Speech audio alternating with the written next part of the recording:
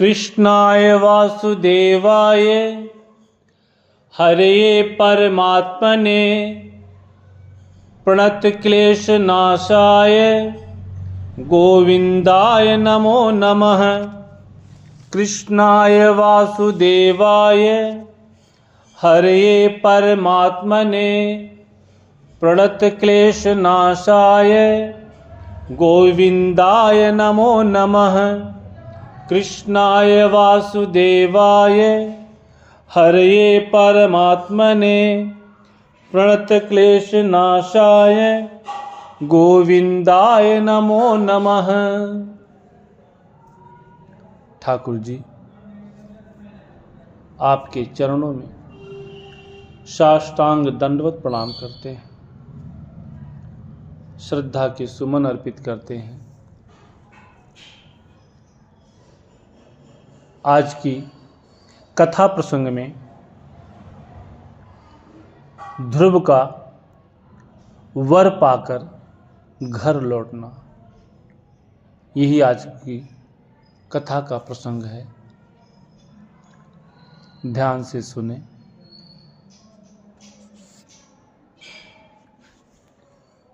श्री मैत्रेय जी कहते हैं, विदुर जी, भगवान के इस प्रकार आश्वासन देने से देवताओं का भय जाता रहा और वे उन्हें प्रणाम करके स्वर्गलोक को चले गए। तदंतर विराट स्वरूप भगवान गरुड़ पर चढ़कर अपने भक्त को देखने के लिए मधुवन में आए। उस समय ध्रुव जी तीव्र योगाभ्यास से एकाग्र हुई बुद्धि के द्वारा भगवान की बिजली के समान देदीप्यमान जिस मूर्ति का अपने हृदय कमल में ध्यान कर रहे थे, वह सहसा विलीन हो गया। इससे घबराकर उन्होंने ज्यों ही नेत्र खोले कि भगवान के उसी स्वरूप को बाहर अपने सामने खड़ा देखा। प्रभु का दर्शन पाकर बालक ध्रुव को बड़ा कुतूहल हुआ। वे प्रेम में अधीर हो गए।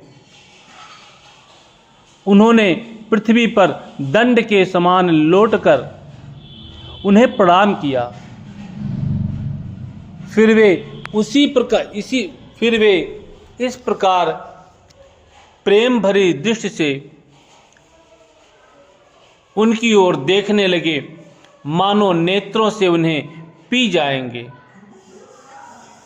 मुख से चूम लेंगे और भुजाओं में कस लेंगे। वे हाथ जोड़े प्रभु के सामने खड़े थे और उनकी स्तुति करना चाहते थे,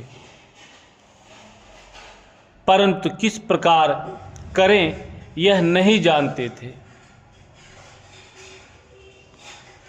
सर्वांतर्यामी हरि उनके मन की बात जान गए। उन्होंने कृपा पूर्वक अपने देवमय शंख को उनके गाल से छुआ दिया। ध्रुव जी भविष्य में अविचल पद प्राप्त करने वाले थे। इस समय शंख का स्पर्श होते ही उन्हें वेदमयी दिव्य वाणी प्राप्त हो गई और जीव तथा ब्रह्म के स्वरूप का भी निश्चय हो गया। वे अत्यंत भक्तिभाव से धैर्य पूर्वक विश्वविख्यात कीर्तिमान श्री हरि की स्तुति करने लगे। ध्रुव ने कहा, प्रभु, आप सर्वशक्ति संपन्न हैं। आप ही मेरे अंतःकरण में प्रवेश कर अपने तेज से मेरी सोई हुई वाणी को सजीव कर रहे हैं तथा हाथ, पैर, कान और त्वचा आदि अन्यान्य इंद्रियों एवं प्राणों को भी चेतना देते हैं। मैं आप अंतर्यामी भगवान को प्रणाम करता हूँ। भगवान, आप एक ही हैं, परंतु अपनी अनंत गुणमयी माया शक्ति से इस महदादि संपूर्ण प्रपंच को रचकर अंतर्यामी रूप से उसमें प्रवेश कर जाते हैं और फिर इसके इंद्रियादि असत गुणों में उनके अधिष्ठात्र देवताओं के रूप में स्थित होकर अनेक रूप भासते हैं। ठीक वैसे ही जैसे तरह तरह की लकड़ियों में प्रकट हुई आग अपनी उपाधियों के अनुसार भिन्न भिन्न रूपों में भासती है। नाथ, सृष्टि के आरंभ में ब्रह्मा जी ने भी आपकी शरण लेकर आपके दिए हुए ज्ञान के प्रभाव से ही इस जगत को सोकर उठे हुए पुरुष के समान देखा था। दीन बंधो, उन्हीं आपके चरण तल का मुक्त पुरुष भी आश्रय लेते हैं। कोई भी कृतज्ञ पुरुष उन्हें कैसे भूल सकता है। प्रभो, इन शवतुल्य शरीरों के द्वारा भोगा जाने वाला इंद्रिय और विषयों के संसर्ग से उत्पन्न सुख तो मनुष्य को नरक में भी मिल सकता है। जो लोग इस विषय सुख के लिए लालायित रहते हैं और जो जन्म मरण के बंधन से छुड़ा देने वाले कल्पतरु स्वरूप आपकी उपासना भगवत प्राप्ति के सिवा किसी अन्य उद्देश्य से करते हैं, उनकी बुद्धि अवश्य ही आपकी माया के द्वारा ठगी गई है। नाथ, आपके चरण कमलों का ध्यान करने से और आपके भक्तों के पवित्र चरित्र सुनने से प्राणियों को जो आनंद प्राप्त होता है वह निजानंद स्वरूप ब्रह्म में भी नहीं मिल सकता। फिर जिन्हें काल की तलवार काटे डालती है, उन स्वर्गीय विमानों से गिरने वाले पुरुषों को तो वह सुख मिल ही कैसे सकता है। हे अनंत परमात्मन, मुझे तो आप उन विशुद्ध हृदय महात्मा भक्तों का संग दीजिए जिनका आप में अविच्छिन्न भक्ति भाव है। उनके संग में मैं आपके गुणों और लीलाओं की कथा सुधा को पी पी कर उन्मत्त हो जाऊंगा और सहज ही इस अनेक प्रकार के दुखों से पूर्ण भयंकर संसार सागर के उस पार पहुंच जाऊंगा।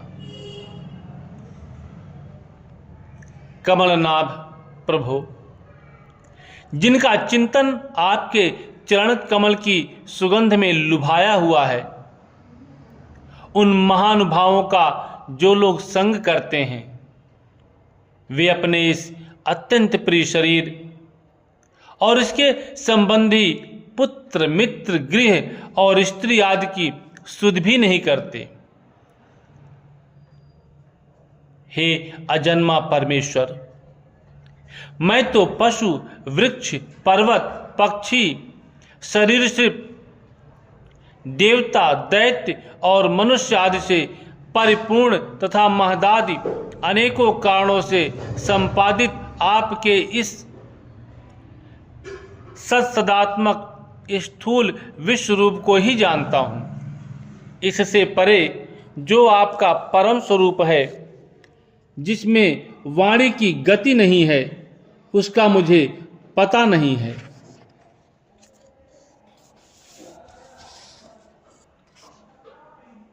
भगवान, कल्प का अंत होने पर योग निद्रा में स्थित जो परम पुरुष इस संपूर्ण विश्व को अपने उदर में लीन करके शेष जी के साथ उन्हीं की गोद में शयन करते हैं तथा जिनके नाभि समुद्र से प्रकट हुए सर्वलोकमय सुवर्णवर्ण कमल से परम तेजस्वी ब्रह्मा जी उत्पन्न हुए, वे भगवान आप ही हैं। मैं आपको प्रणाम करता हूँ। प्रभु, आप अपनी अखंड चिन्मयी दृष्टि से बुद्ध की सभी अवस्थाओं के साक्षी हैं। नित्य मुक्त, शुद्ध सत्वमय, सर्वत्र परमात्म स्वरूप, निर्विकार, आदि पुरुष, षडैश्वर्य संपन्न एवं तीनों गुणों के अधीश्वर हैं। आप जीव से सर्वथा भिन्न हैं तथा संसार की स्थिति के लिए यज्ञाधिष्ठाता विष्णु रूप से विराजमान हैं। आपने ही विद्या, अविद्या आदि विरुद्ध गतियों वाली अनेकों शक्तियां धारावाहिक रूप से निरंतर प्रकट होती रहती हैं। आप जगत के कारण, अखंड, अनादि, अनंत, आनंदमय, निर्विकार ब्रह्म स्वरूप हैं। मैं आपकी शरण हूँ। भगवान, आप परमानंद मूर्ति हैं। जो लोग ऐसा समझकर निष्काम भाव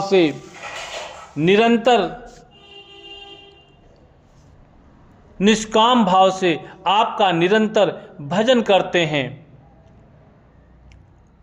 उनके लिए राज्यादि भोगों की अपेक्षा आपके चरण कमलों की प्रीति ही भजन का सच्चा फल है। स्वामिन, यद्यपि बात ऐसी ही है तो भी गौ जैसे अपने तुरंत के जन्मे हुए बछड़े को दूध पिलाती और व्याघ्रादि से बचाती रहती है, उसी प्रकार आप भी भक्तों पर कृपा करने के लिए निरंतर विकल रहने के कारण हम जैसे सकाम जीवों की भी कामना पूर्ण करके उनकी संसार भय से रक्षा करते रहते हैं। श्री मैत्रेय जी कहते हैं, विदुर जी, जब शुभ संकल्प वाले मतिमान ध्रुव जी ने इस प्रकार स्तुति की, तब भक्त वत्सल भगवान उनकी प्रशंसा करते हुए कहने लगे। श्री भगवान ने कहा, उत्तम व्रत का पालन करने वाले राजकुमार, मैं तेरे हृदय का संकल्प जानता हूं। यद्यपि उस पद का प्राप्त होना बहुत कठिन है, तो भी मैं तुझे वह देता हूं, तेरा कल्याण हो। भद्र, जिस तेजोमय अविनाशी लोक को आज तक किसी ने प्राप्त नहीं किया, जिसके चारों ओर ग्रह, नक्षत्र और तारागण रूप ज्योतिष चक्र उसी प्रकार चक्कर काटता रहता है, जिस प्रकार मेढ़ी के चारों ओर दंवरी के बैल घूमते रहते हैं। अवान्तर कल्प पर्यंत रहने वाले अन्य लोगों का नाश हो जाने पर भी जो स्थिर रहता है तथा तारागण के सहित धर्म, अग्नि, कश्यप और शुक्र आदि नक्षत्र एवं सप्तर्षिगण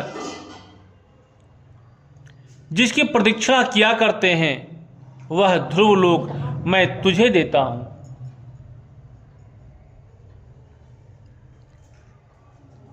यहां भी जब तेरे पिता तुझे राज सिंहासन देकर वन को चले जाएंगे, तब तू 36,000 वर्ष तक धर्म पूर्वक पृथ्वी का पालन करेगा। तेरी इंद्रियों की शक्ति ज्यों की त्यों बनी रहेगी। आगे चलकर किसी समय तेरा भाई उत्तम शिकार खेलता हुआ मारा जाएगा, तब उसकी माता सुरुचि पुत्र प्रेम में पागल होकर उसे वन में खोजती हुई दावानल में प्रवेश कर जाएगी। यज्ञ मेरी प्रिय मूर्ति है।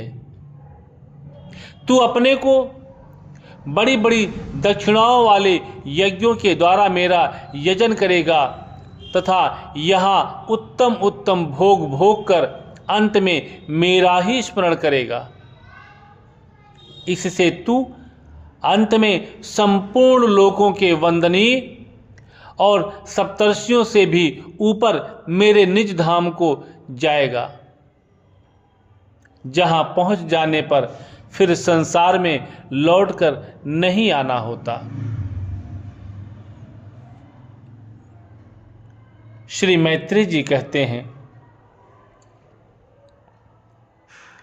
बालक ध्रुव से इस प्रकार पूजित हो और उसे अपना पद प्रदान कर भगवान श्री गरुड़ध्वज उसके देखते देखते अपने लोक को चले गए। प्रभु की चरण सेवा से संकल्पित वस्तु प्राप्त हो जाने के कारण यद्यपि ध्रुव जी का संकल्प तो निवृत्त हो गया, किंतु उनका चित्त विशेष प्रसन्न नहीं हुआ। फिर वे अपने नगर को लौट आए। विदुर जी ने पूछा, ब्राह्मण, मायापति श्री हरि का परम पद तो अत्यंत दुर्लभ है और मिलता भी उनके चरण कमलों की उपासना से ही है। ध्रुव जी भी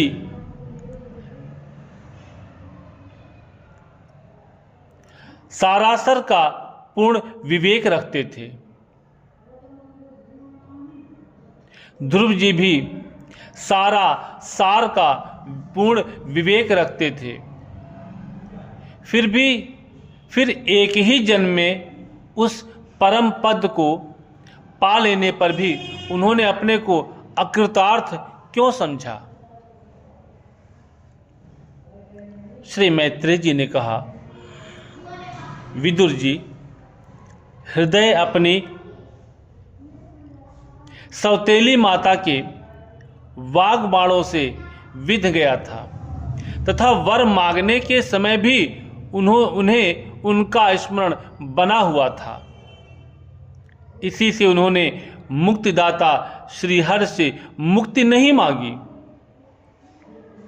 अब जब भगवत दर्शन से वह मनोमालिन्य दूर हो गया तो उन्हें अपनी इस भूल के लिए पश्चाताप हुआ।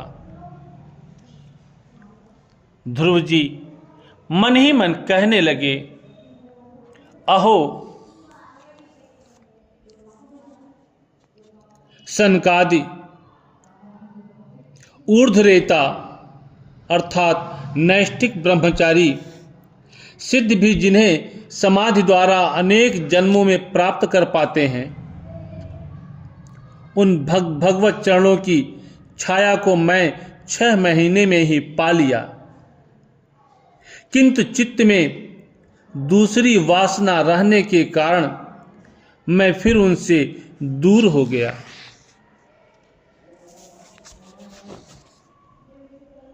अहो मुझ मंद भाग की मूर्खता तो देखो। मैंने संसार पाश को काटने वाले प्रभु के पाद पद्मों में पहुंचकर भी उनसे नाशवान वस्तु की ही याचना की। देवताओं को स्वर्ग भोग के पश्चात फिर नीचे गिरना होता है, इसलिए वे मेरी भगवत प्राप्त रूप उच्च स्थिति को सहन नहीं कर सके। अतः उन्होंने ही मेरी बुद्धि को नष्ट कर दिया। तभी तो मुझ दुष्ट ने नारद जी की यथार्थ बात भी स्वीकार नहीं की। यद्यपि संसार में आत्मा के सिवा दूसरा कोई भी नहीं है, तथापि सोया हुआ मनुष्य जैसे स्वप्न में अपने ही कल्पना किए हुए व्याघ्रादि से डरता है, उसी प्रकार मैंने भी भगवान की माया से मोहित होकर भाई को ही शत्रु मान लिया और व्यर्थ ही द्वेष रूप हार्दिक रोग से जलने लगा। जिन्हें प्रसन्न करना अत्यंत कठिन है, उन्हीं विश्वात्मा श्रीहरि को तपस्या द्वारा प्रयत्न करके मैंने जो कुछ मांगा है वह सब व्यर्थ है। ठीक उसी प्रकार जैसे गतायु पुरुष के लिए चिकित्सा व्यर्थ होती है। अहो मैं बड़ा भाग्यहीन हूँ। संसार बंधन का नाश करने वाले प्रभु, संसार बंधन का नाश करने वाले प्रभु से मैंने संसार ही मांगा।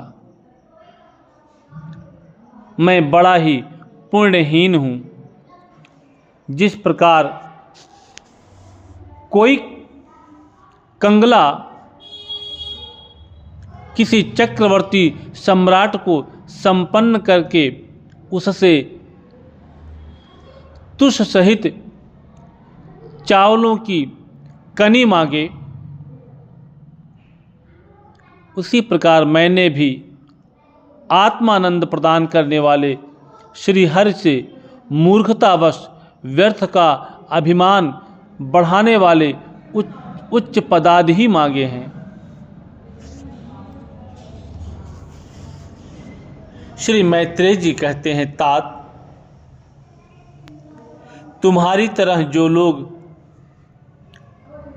श्री मुकुंद पदारविंद मकरंद के ही मधुकर हैं, जो निरंतर प्रभु की चरण रज का ही सेवन करते हैं और जिनका मन अपने आप आई हुई सभी परिस्थितियों में संतुष्ट रहता है, वे भगवान से उनकी सेवा के सिवा अपने लिए और कोई भी पदार्थ नहीं मांगते।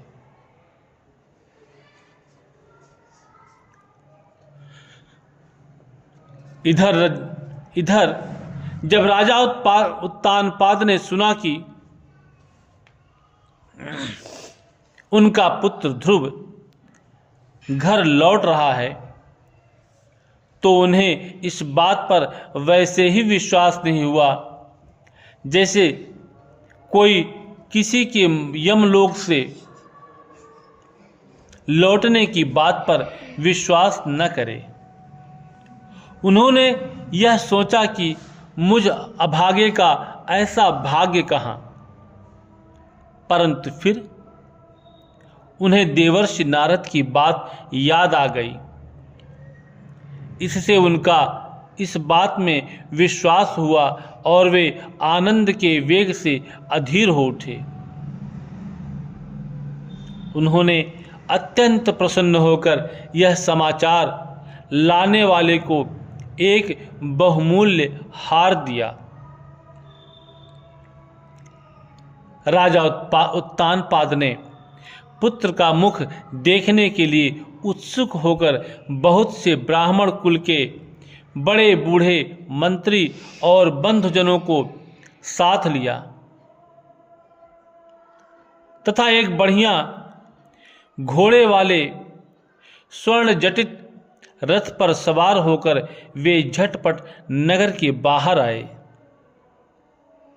उनके आगे आगे वेद ध्वनि होती जाती थी तथा शंख, दुंदुभी एवं वंशी आदि अनेकों मांगलिक बाजे बजते जाते थे। उनकी दोनों रानियां सुनीति और सुरुचि भी सुवर्ण में आभूषणों से विभूषित हो राजकुमार उत्तम के साथ पालकियों पर चढ़कर चल रही थीं। ध्रुव जी उपवन के पास आ पहुंचे। उन्हें देखते ही महाराज उत्तानपाद तुरंत रथ से उतर पड़े। पुत्र को देखने के लिए वे बहुत दिनों से उत्कंठित हो रहे थे। उन्होंने झटपट आगे बढ़कर प्रेमातुर हो लंबी लंबी सांसें लेते हुए ध्रुव को भुजाओं में भर लिया। अभी ये पहले के ध्रुव नहीं थे। प्रभु के परम पुनीत पाद पद्मों का स्पर्श हो जाने से इनके समस्त पाप बंधन कट गए थे। राजा उत्तानपाद की एक बहुत बड़ी कामना पूर्ण हो गई। उन्होंने बार बार पुत्र का सिर सूंघा और आनंद तथा प्रेम के कारण निकलने वाले ठंडे ठंडे आंसुओं से उन्हें नहला दिया। तदंतर सज्जनों में अग्रगण्य ध्रुव जी ने पिता के चरणों में प्रणाम किया और उनसे आशीर्वाद पाकर कुशल प्रश्नादि से सम्मानित हो दोनों माताओं को प्रणाम किया। छोटी माता सुरुचि ने अपने चरणों पर झुके हुए बालक ध्रुव को उठाकर हृदय से लगा लिया और अश्रु गदगद वाणी से चिरंजीवी रहो ऐसा आशीर्वाद दिया। जिस प्रकार जल स्वयं ही नीचे की ओर बहने लगता है, उसी प्रकार मैत्री आदि गुणों के कारण जिस पर श्री भगवान प्रसन्न हो जाते हैं, उसके आगे सभी जीव झुक जाते हैं। इधर उत्तम और ध्रुव दोनों ही प्रेम से विह्वल होकर मिले। एक दूसरे के अंगों का स्पर्श पाकर उन दोनों के ही शरीर में रोमांच हो आया तथा नेत्रों से बार बार आंसुओं की धारा बहने लगी। ध्रुव की माता सुनीति अपने प्राणों से भी प्यारे पुत्र को गले लगाकर सारा संताप भूल गई। उसके सुकुमार अंगों के स्पर्श से उसे बड़ा ही आनंद प्राप्त हुआ। वीरवर विदुर जी, वीर माता सुनीति के स्तन उसके नेत्रों से झरते हुए मंगलमय आनंदाश्रुओं से भीग गए और उनसे बार बार दूध बहने लगा। उस समय पूर्ववासी लोग उनकी प्रशंसा करते हुए कहने लगे, महारानी जी, आपका लाल बहुत दिनों से खोया हुआ था, सौभाग्यवश अब वह लौट आया। यह हम सबका दुख दूर करने वाला है। बहुत दिनों तक भूमंडल की रक्षा करेगा। आपने अवश्य ही शरणागत भय भंजन श्री हरि की उपासना की है। उनका निरंतर ध्यान करने वाले धीर पुरुष परम दुर्जय मृत्यु को भी जीत लेते हैं। विदुर जी, इस प्रकार जब सभी लोग ध्रुव के प्रति अपना लाड़ प्यार प्रकट कर रहे थे, उसी समय उन्हें भाई उत्तम के सहित हथनी पर चढ़ाकर महाराज उत्तानपाद ने बड़े हर्ष के साथ राजधानी में प्रवेश किया। उस समय सभी लोग उनके भाग्य की बड़ाई कर रहे थे।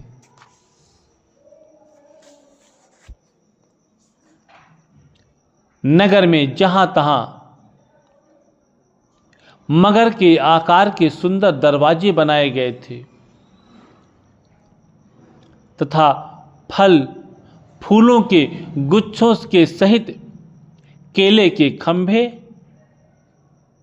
और सुपारी के पौधे सजाए गए थे।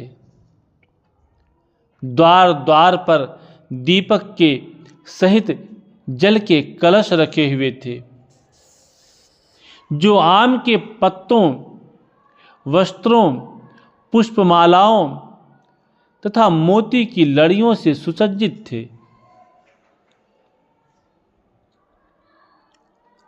जिन अनेकों परकोटों, फाटकों और महलों से नगरी सुशोभित थी, उन सब को स्वर्ण की सामग्रियों से सजाया गया था तथा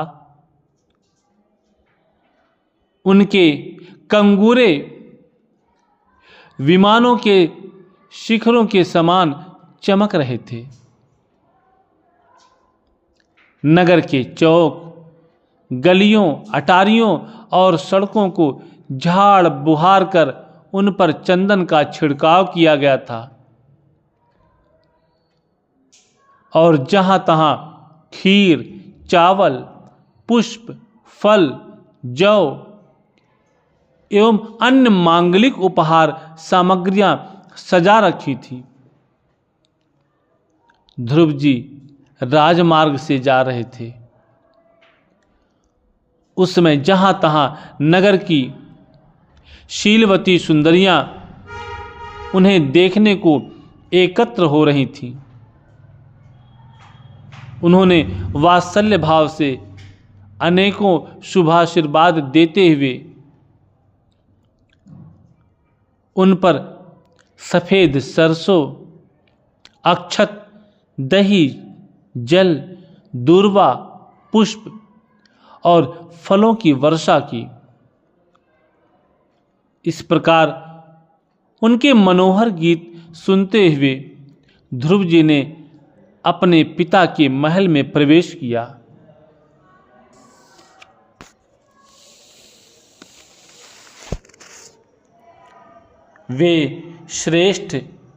वह श्रेष्ठ भवन महामूल्य मणियों की लड़ियों से सुसज्जित था। उसमें अपने पिताजी के लाड़ प्यार का सुख भोगते हुए वे उसी प्रकार आनंद पूर्वक रहने लगे जैसे स्वर्ग में देवता लोग रहते हैं। वहाँ दूध के फेन के समान सफेद और कोमल शैयाएं, हाथी दांत के पलंग, सुनहरी कामदार पर्दे, बहुमूल्य आसन और बहुत सा सोने का सामान था। उसकी स्फटिक और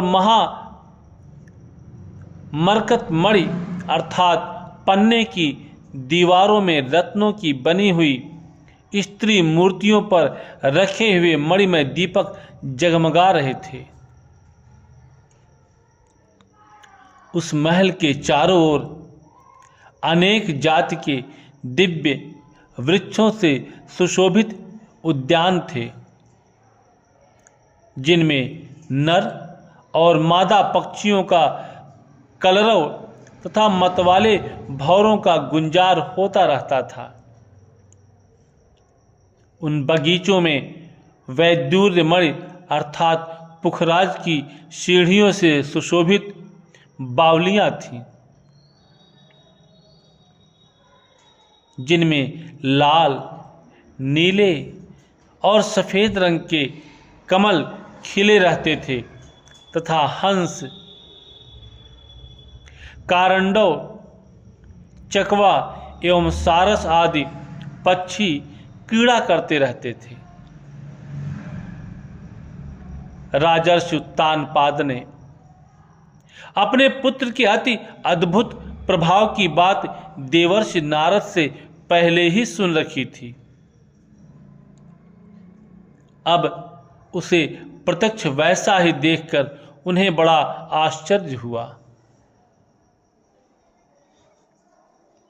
फिर यह देखकर कि अब ध्रुव तरुण अवस्था को प्राप्त हो गए हैं, अमात्य वर्ग उन्हें आदर की दृष्टि से देखते हैं तथा प्रजा का भी उन पर अनुराग है। उन्होंने उन्हें निखिल भूमंडल के राज्य पर अभिषिक्त कर दिया और आप वृद्धावस्था आई जानकर आत्मस्वरूप का चिंतन करते हुए संसार से विरक्त होकर वन को चल दिए।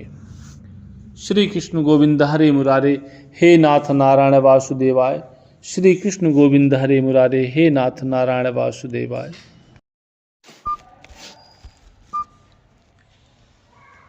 राघव ललन तेरे कोमल चरण, कहीं कंकड़िया गड़ी नहीं जाए। राघव ललन तेरे कोमल चरण, कहीं कंकड़िया गड़ी नहीं जाए।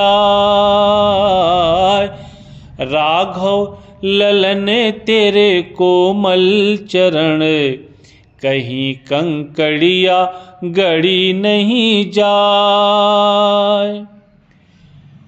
नवराजीव चरण अरुणाए, खेलन बिनु पग परयकुलाए। नवराजीव चरण अरुणाए, खेलन बिनु पग परयकुलाए। नीरज नयन मोद मंगल अयन, लाल तेरी मैं ले लूं बैलाय।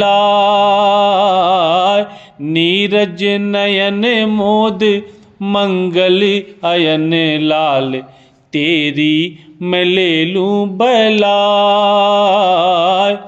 राघव ललन तेरे कोमल चरण, कहीं कंकड़िया गड़ी नहीं जाए। राघव ललन तेरे कोमल चरण, कहीं कंकड़िया गड़ी नहीं जाए। रविकर उदित शीस नहीं छाही, बदन निरखी सर सिज सकुचाए। रविकर उदित शीस नहीं छाही, बदन निरखी सर सिज सकुचाए। सूरज किरण पड़े अधरन जले, क्यों मुखड़ा नहीं कुम्हलाए। सूरज किरण पड़े अधरन जले, क्यों मुखड़ा नहीं कुम्हलाए। राघव ललन तेरे कोमल चरण, कहीं कंकड़िया गड़ी नहीं जाए। लालन यही आंगन मिल खेलो, अलबल बचन तो तेरे बोलो। लालन यही आंगन मिल खेलो, अलबल वचन तो तेरे बोलो, चितवन चाले मंजुल मचल, देख सुषमा सरस तरसाय। चितवन चाल मंजुल मचल, देख सुषमा सरस तरसाय। राघव ललन तेरे कोमल चरण, कहीं कंकड़िया गड़ी नहीं जाए। खेलन को अब दूर न जाओ, ठुमक ठुमक पट नाच दिखाओ। खेलन को अब दूर न जाओ, ठुमक ठुमक पट नाच दिखाओ। सुंदर सुवन दिन बरसे सुमन, आज कौशल्या बलि बलि जाए। सुंदर सुवन दिन बरसे सुमन, आज कौशल्या बलि बलि जाए। राघव ललन तेरे कोमल चरण, कहीं कंकड़िया गड़ी नहीं जाए। राघव ललन तेरे कोमल चरण, कहीं कंकड़िया गड़ी नहीं जाए। जय श्री कृष्ण। श्री राधा रासे श्री रम्या कृष्ण मंत्राधिदेवता, सर्वाद्या सर्वंद्या वृंदावन विहारिणी, वृंदा राधा रमा अशेष गोपी मंडल पूजिता, सत्या सत्यपरा सत्यभामा श्री कृष्ण वल्लभा, वृषभानुसुता गोपी मूल प्रकृतीश्वरी, गांधर्वा राधिका रम्या रुक्मिणी परमेश्वरी, परात्परतरा पूर्णा पूर्णजन विमानना, भुक्ति मुक्ति प्रदा भव व्याधि विनाशिनी। श्री राधा श्री राधा श्री राधा।